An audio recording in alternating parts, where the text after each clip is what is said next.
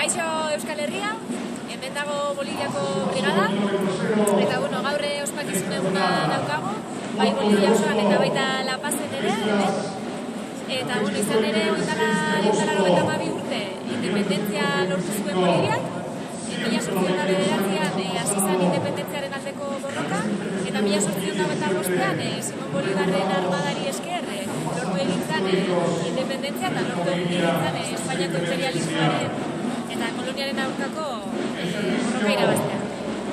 Gaurkoan Boliviak lehenengo independentzia edo ospatzen duela esan daiteke, independentzia territoriala, baina gaur egun bigarren independentziaren bila ari da, horretarako lanean ari da, subirautza politiko eta ekonomikoa lortzeko, eta behin betiko imperialismoaren atzaparretatik ihes egiten.